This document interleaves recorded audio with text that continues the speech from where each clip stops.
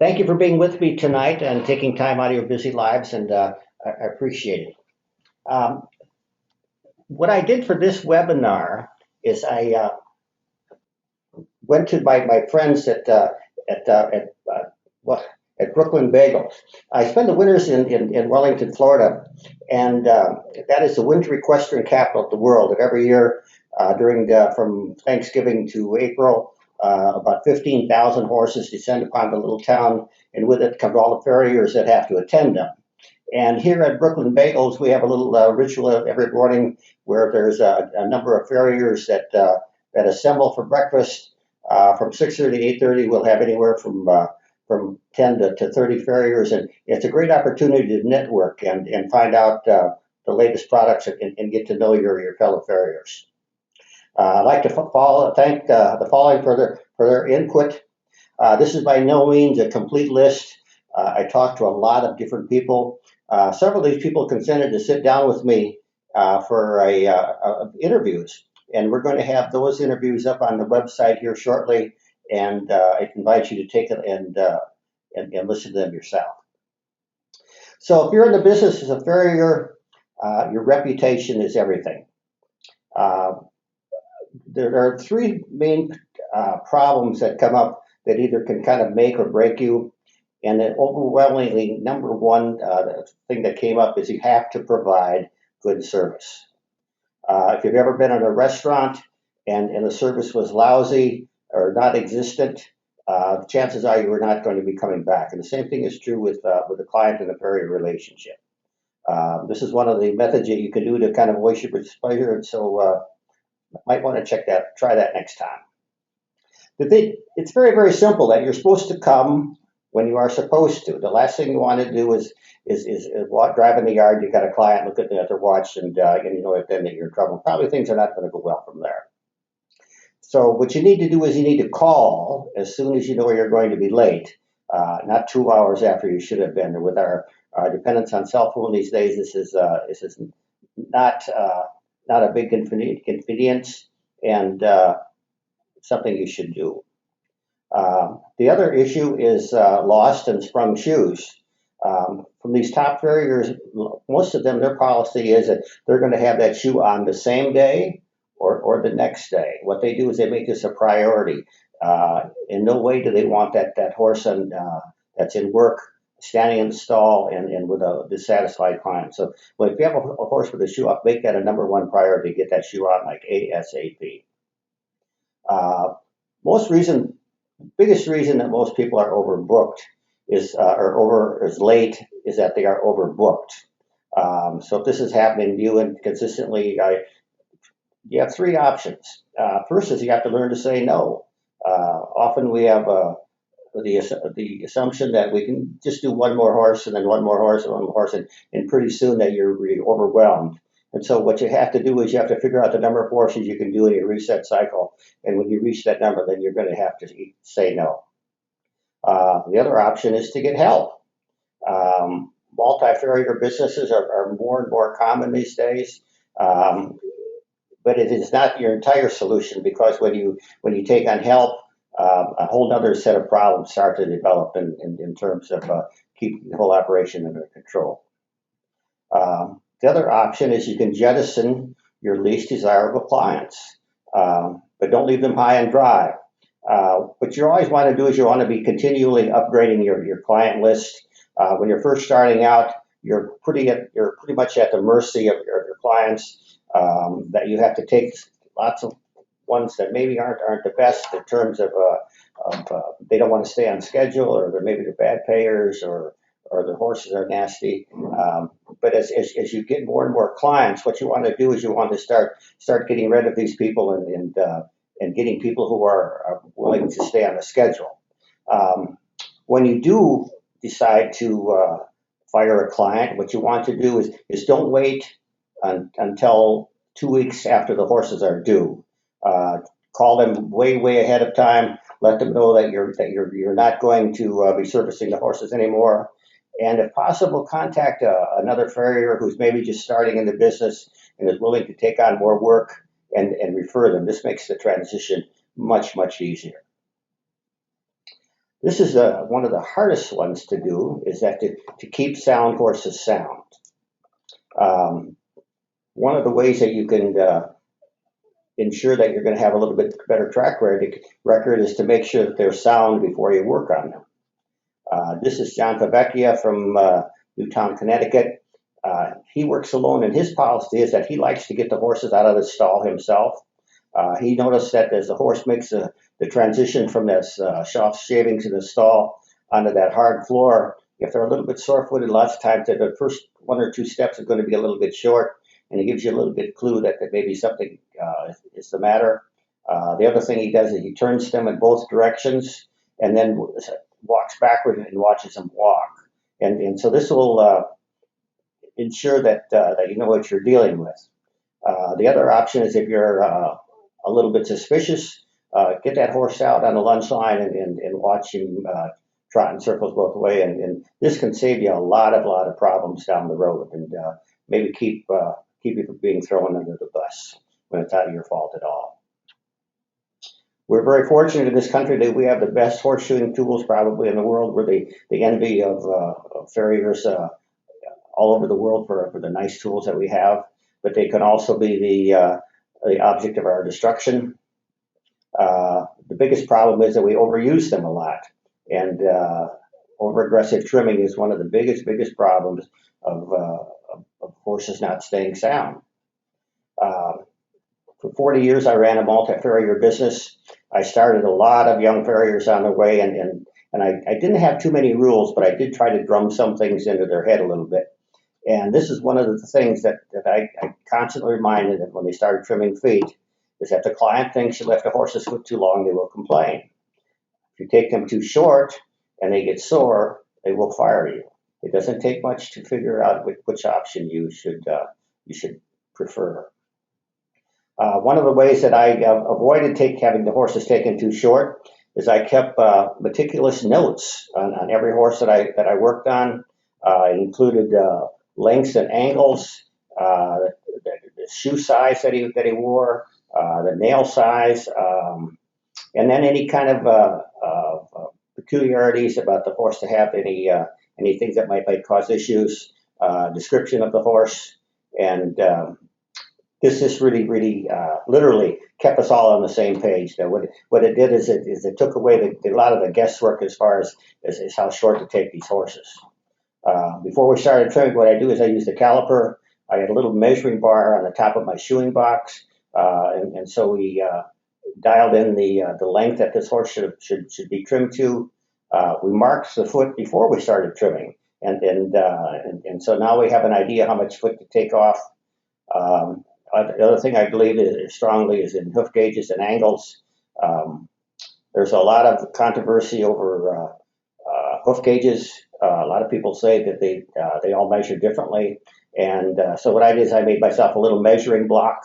And so when I went to buy a new hoof gauge, what I did is I took that block along, and I made sure that the new hoof gauge matched our measurements, and consequently all of my hoof gauges read the same. This is a saying that I like better is the enemy of good. That when you're tempted to take that last swipe with that rasp, maybe you better rethink that. I got to spend a little time with Red Renchin, the famous Dutch Olympic farrier, and one of his sayings that I liked was always leave a little bit for next time.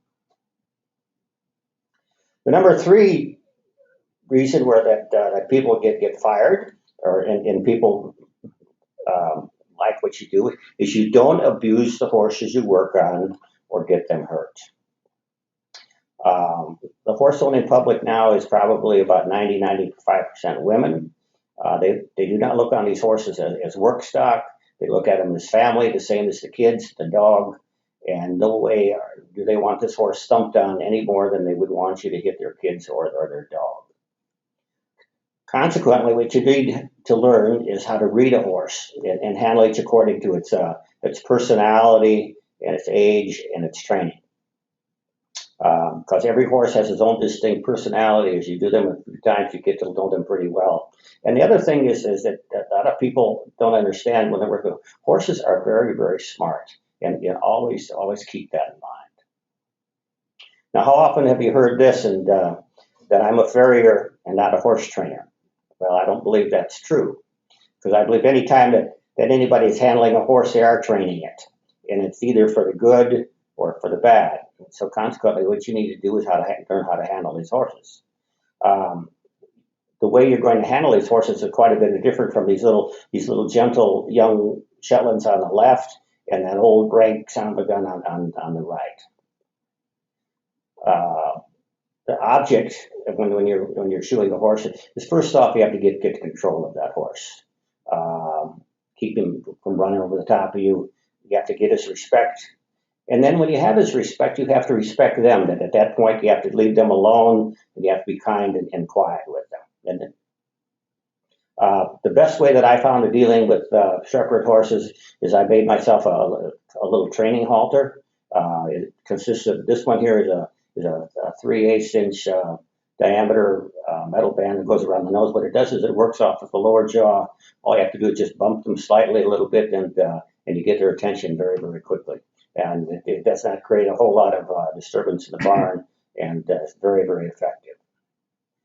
Very important that they fit correctly. I made mine in 6 different sizes, and all the way from little tiny foals all the way up to big-headed warm bloods. I started using them on from the very first time I work on a horse, even if it's a tiny little baby. This foal right here is about 35 days old. She's having her feet trimmed for the very, very first time. She's somewhat halter broke and had her feet picked up a few times, but she's by no means trained to have her feet worked on.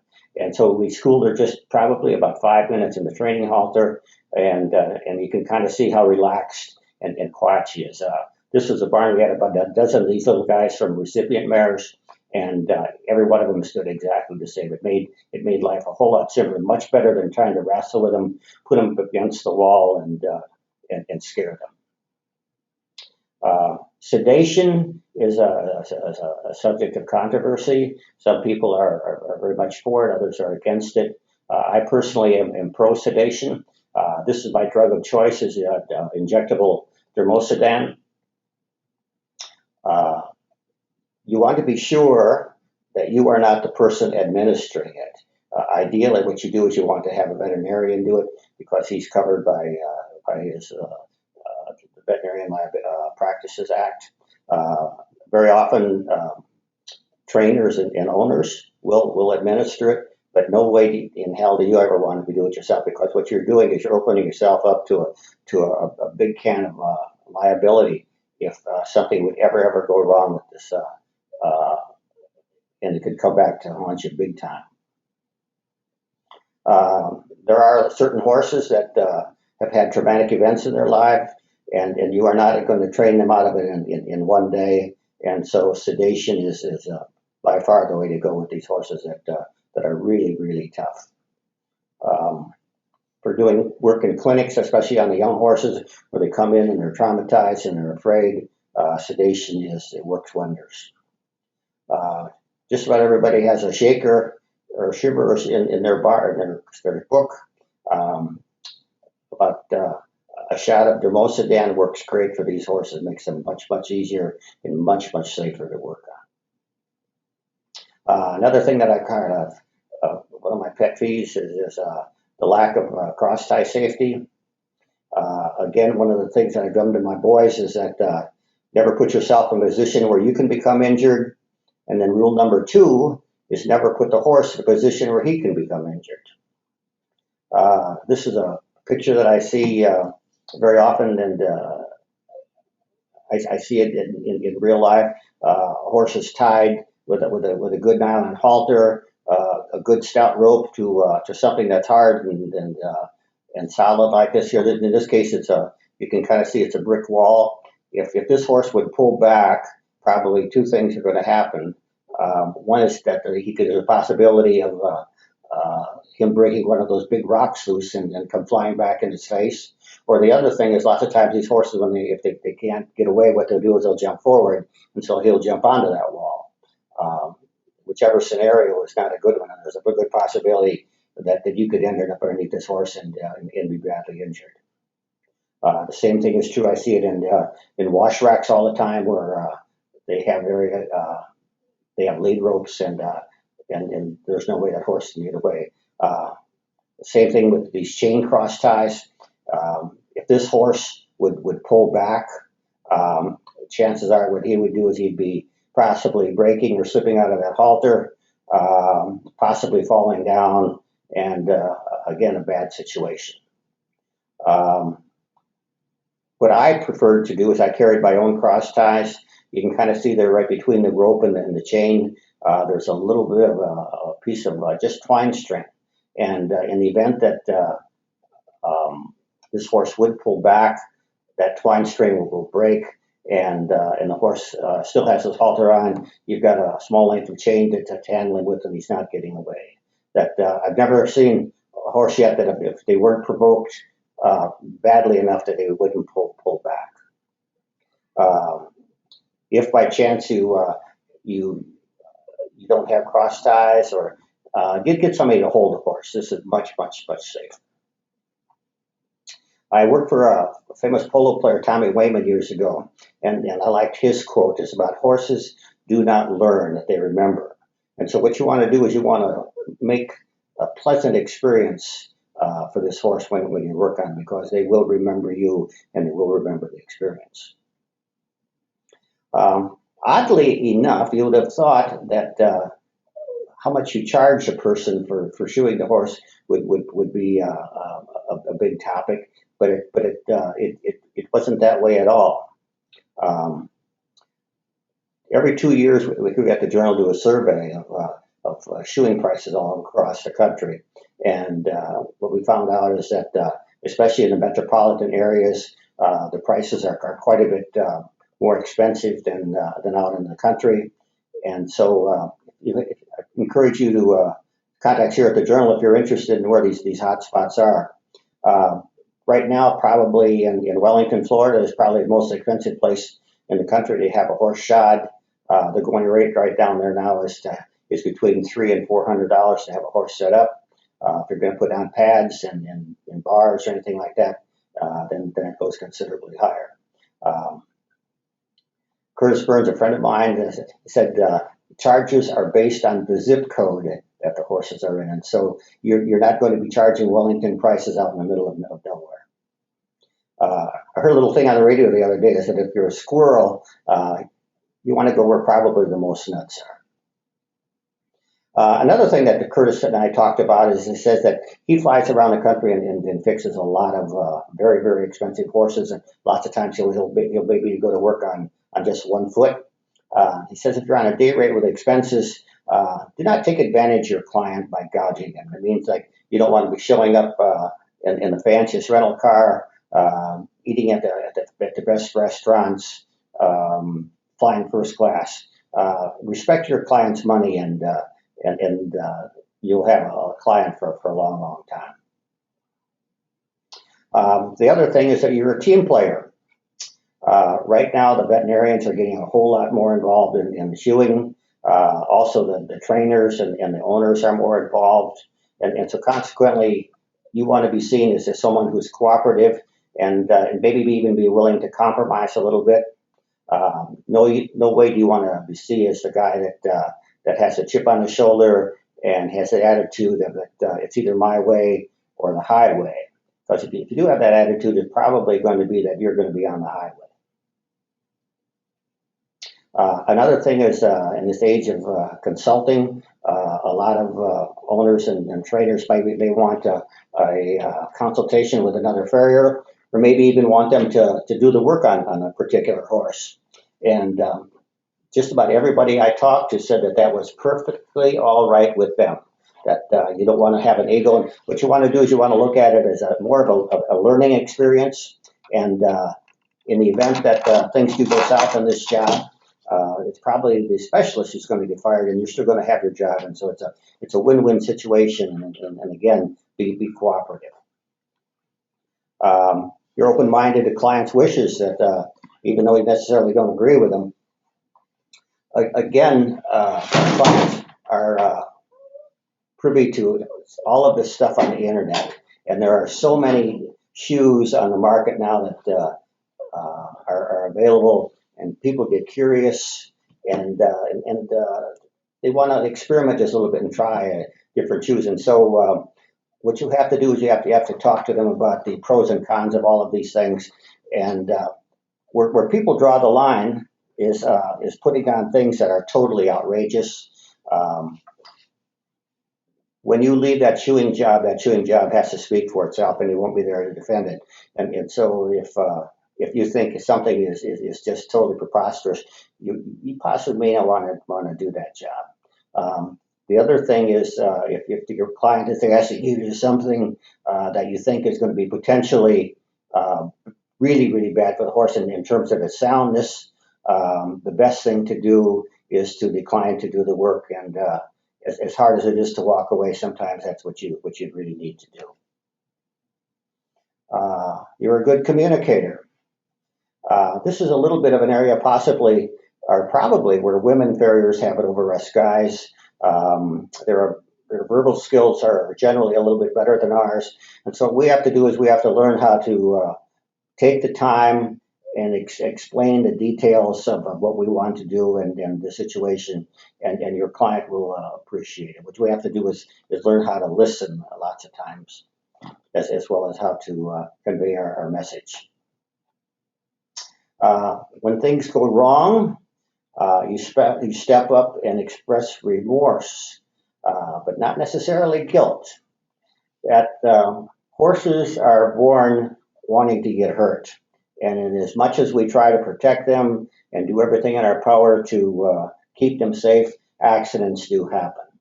And so when this is the case and you're working on a horse, what you want to do is you want to minimize or maximize damage control. And the way to do that is to get on the telephone and contact the owner and express remorse. But what you want to be very, very careful about what you say, because you necessarily do not want to accept responsibility or admit guilt on these things, because in the eventuality that this thing really gets serious and there's a lawsuit, what you say initially could come back and really haunt you. You're an advocate of continuing education, and you stay current on the new shoes and techniques, and you let your clients know it. Very lucky in the Wellington area that we have two very fine farrier shops, and every season, about once a month or even more, we have clinicians that will come into the area and give great clinics. This is Bisbee's and Mike Wildens giving a clinic. This is being a more and more common occurrence and with farrier suppliers all over the country, where they put on free clinics. Very often they'll give you breakfast and lunch and a free education, and you can't get a better deal than that. The other thing you have to do is you have to notify your clients about what you're doing, and so they appreciate the fact that you're not all fishing somewhere and enjoying yourself, but you're pursuing your education for their betterment.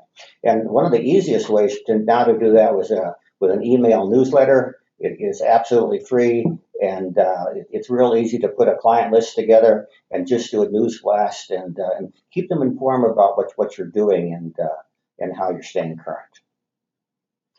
Another thing is that people like to have being appreciated, especially for their business. A little note at the end, on the end of the invoice, thanking them goes a long way. During the holidays, sending them a Christmas card is always appreciated. What I did is every Christmas, I made up a horseshoe wreath similar to this one here. I took it around to my bigger barns, and I gave each of them one. And the people at the barns really liked that. I got constant comments starting about Thanksgiving about when the horseshoe wreaths are coming, and that is something that it makes a big impression on the client. It makes you feel part of the team and the barn. You're discreet with confidential information concerning clients and horses. There's an old saying about even fish wouldn't get in trouble if they kept their mouths shut. When you're in the barns, everybody loves to talk about and find out what's happening where. And so what they will do is they will ask you questions, about what's happening at such and such a barn. And so what my stock answer was that they're doing fine and they're all happy over there, and we just left it at that. That you don't want to be known as the conduit of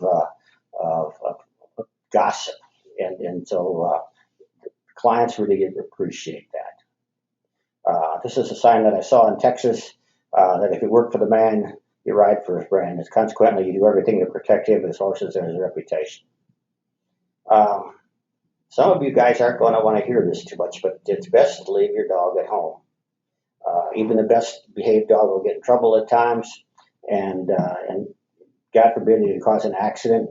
The biggest problem, though, is that some of the insurance liability policies have an exclusion that if you carry a dog with you, that policy becomes null and void simply because you have that dog. And so, even though the dog is not involved with the incident, just having it with you is enough to cause your insurance to be denied. And so, check into that and be aware of that. Another thing is you dress for success. I don't mean that you have to show up looking like Sean Connery. This is James Gilchrist and his crew in Wellington. Every morning they show up in plain clothes, shirts with collars on, and to me this is much more of a professional look. Another thing that your rig is clean and organized. With the advent of all of the nice shoeing rigs around, it's again it really enhances your professional image to keep these things cleaned up and well organized. What you don't want to be doing is you don't want to be showing up with shoes all over the floor. It looks like you maybe turned your truck over on the way to the job, and it looks like it hasn't been cleaned out in months. And lastly, what you want to do is you want to clean up after yourself before you leave. That clients hate it when they come back to their barn and there's manure all over the place and hoof shavings and the place is a mess. Just that groom will keep them happy, and it's a good last impression to leave at the end of the job. So how do you know when you've arrived? It's when your clients brag to their friends that you are their farrier. That means you are really, really well liked and valued. So now we have that reputation I talked about. Don't screw it up. Okay, good luck, you guys. We're going to take some questions now. Okay, and as a reminder, if you haven't sent in any questions you'd like to ask Red anything, on the GoToWebinar panel, there's an area for questions, and you can type those in, and we'll go through as many as possible. So we'll start with one from Drew down in South Carolina. Red, how long on average does a full book usually take to establish? It all depends upon where you are and whether you've got good connections. I've known people who filled up in 2 months, and other people that it took 2 years. It all depends upon your dedication, and what you want to do is you have to get out and really hustle for the work if you really want it. That means you have to. A good way is to show up at horse shows and get your name out there. If there's any kind of a riding organization, join that. And so what you want people to know that you're in the area and that you are in business, and that's the best way to promote yourself. Because as far as the time factors, it varies considerably. Let's talk about the halters you use a little bit. You talked about how clients see the horse now more as a member of the family than as a working animal. That might be a little intimidating to them. How do you introduce using a training device to the clients who baby their animals?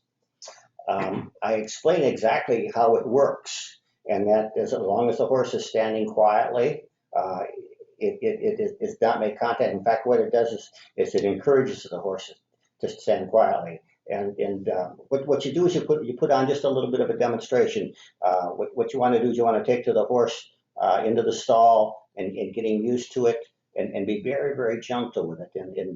Um, it has a possibility of being abused like any other kind of training device, but when used in gentle hands, it's a very effective training device. And it's more about education than anything else. You just have to explain to the client that it's not going to hurt the horse, but we're just going to train it. And you've shown us how to make those. Yeah, I made these by myself by trial and error. They vary in weight from the little full ones I think are 1/4 inch in diameter. The medium size are 5/16, and the heavier ones are 3/8. They're relatively easy to make, and these are not my inventions. They've been around for a long, long time, and they work very, very well. And this webinar will be up tomorrow as a video. And I'll tell you what, Drew, I'll try to track down that story and we'll put it up as a tie-in to this. Okay. I'll put it up as a web article. Okay, let's go on to another question. Dormosodan, did you find it helped with horses with string halt or shivers? Oh, definitely. It changes them dramatically from nobody really knows what causes this condition. And if you've ever seen one, just about every horse I've ever worked on that's had they're big horses, and there has to be a little bit of pain involved because the horses get very, very apprehensive when you go to pick up the foot, and what they'll do is they're reluctant to have it picked up, and when they do is they will jerk it up in the air and lose control of it, and then often slam it down to the ground, and it causes a lot of anxiety with the horse, and it's an uncontrollable reaction. And so with the Dormosodan, what it does is I think it maybe does two things. That it's a sedative, that quiets them down, and I think there's a little bit of a pain relieving quality to it. I'm a big believer in not attempting to do these horses without being sedated. Do you update your price list once a year? And if so, what time of year, and how do you let the clients know? Do you tell them in person or over the phone or email, or how did you go about it? My method of increasing my prices, I faithfully raise my prices every January 1st. And I did it in accordance to how the economy was doing. Generally, it was anywhere from 4 to 7%. And no, I did not notify the customers that it was coming. What it did is it showed up on the January bill, and I didn't make any big deal about it. And of all the years that I did this, I've never had a single complaint about it. And I think that's a real effective way to stay current and not get behind on your prices. Okay, again, if you have any questions, we still have some time, so feel free to type it in. We'll go through those. Red, when you had your notes that you kept on the horse, would you share those with the client? Oh yes, yeah. There's nothing in there that was kind of personal or anything like that. It was totally about the physical aspects of what that horse is wearing in terms of like we said, lengths and angles, shoes that he wore, and so my guys had a little bit of ideas as to whether this horse was quiet or not, or maybe he had to be held, and so when they worked on this horse, in the event maybe that I was not there, or they had questions, everything was right there in Jen. So there was nothing in there that was personal or couldn't be kept from a client. Did you keep a credit card on file in case of those clients who were late payers? I did not at the time, but I certainly would now. Again, as far as collecting your money, I think this is by far the best way of going about it. First off, the clients love it. That a lot of in fact, most of the top farriers that I talk to are now have they carry a little device on their phones where they can swipe credit cards, or they have their credit cards on file, and so consequently the billing is all done through emails and over the internet, and consequently they collect their money, and I think probably the cash and the checks are going to be going out of style, and it won't be very much longer, and all of our billing is going to be done through a credit card. What tricks did you have to persuade those clients to pay a little more promptly? That's a tough one. The biggest thing that you can hold over their head is the fact that you're going to withhold work if they didn't pay up. Again, that only works so well if as long as you kind of keep them on as clients. The best thing to do is that majority of the horses that I worked on, I worked on at public stables where there was a trainer involved, and so lots of times the trainer was my go-between, that he would be the bad cop and press these people to pay up, and if the situation got too bad, I've had clients where I demanded the money up front and COD, and you can kind of sort these people out pretty quickly. But once the horse is out of the barn and maybe gone to a different place to live, then it's a big problem about collecting your money. Okay. Let's see, we got a couple more here. How did you save for retirement? And also when hiring help, did you pay them per day, per horse, or how did you do that? Okay, the first one about saving for retirement. This is something that a lot of farriers are going to do tomorrow, and that now that I am retired, I am very fortunate that I started early, and what my wife is a very she's the financial planner of the family, and so consequently what we did is we got into a plan where we got into a good assortment of different mutual funds, and what I did is I had an automatic contribution to them once a month, and so as the market went up and the market went down, I contributed to contribute to that, and so what you want to do is you want to make that a priority in your life as far as saving retirement, because it's going to be here a whole lot quicker than you ever know. As far as hiring people, what I did is that over the 40 years, I think I've had probably 25 to 30 different people work for me. Some of them stayed only a year, and others stayed 5 to 7 years. And what my feeling on paying them is that when you hire good people, you have to pay them accordingly. You cannot be stingy. That you have to pay them a good living wage, and you have to make them also understand the fact that you are not providing a job, but you are providing an opportunity for a career. And so the way that I did my business is that lots of times I hired people who wanted to shoe horses that didn't have any shoeing experience at all. We put them in the program. Lots of times they stayed for the 5 or 7 years, and then I gradually weaned them off, and they got their own businesses, and then I started new people.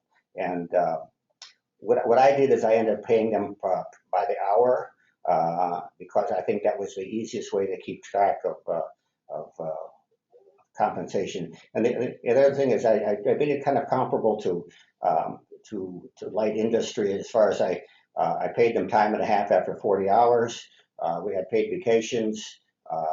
We had a 401k plan that is for his retirement, and paid holidays. And so if you want good people to work for you, you have to pay them accordingly, and you have to be respectful that they need enough money to live on. And over the years, I'm really happy that I've started several people on very successful careers, and of a good life doing But going back to retirement, you'd say the best piece is to marry smart. that. Yes. All right. Okay, what tips do you have for new farriers to convince new or potential clients to join the practice, to get on board? It all depends upon your situation. Again, when you're first starting out, you do your best to convince them that that a regular schedule is the best for the horse. Some people will buy into that, and others won't, and so consequently you can't force them. And so as your client list grows and you become busier, what you do is you make that a condition of them being a client, is that they have the option of being on a regular list, and that maybe put them on a preferred list. And if they elect to not do that, and they want to call you when they think the horse is due, then they have to go to the end of the line, and you cannot guarantee good service. Ultimately, you want to do is you probably wanted to have just all of your clients on a regular schedule, and that makes it a whole lot easier to take care of them. Very often, what happens, unfortunately, is the fact that the greasy wheel is the one that gets the grease first, and so consequently, sometimes you find yourself in a position of going out of your way to help not such a good client, and leaving a better client in the lurch. And so this is something that you really want to be aware of, and not get stuck into that kind of a situation. Okay, we have time for one more question. So let's say you had a standing appointment with a client. Either the client cancels at the last minute or doesn't show up. Would you charge a fee, or do you advocate charging a fee for that no-show? No. I've had situations where I've had to call people and cancel on the last minute. I mean, there are situations where that come up, and so you have to be reasonable. I mean, if this is a good client and they've got a legitimate excuse, no, I would not charge them. I would, again, you don't want to nickel and dime people to death, and I don't think it's just a good business policy.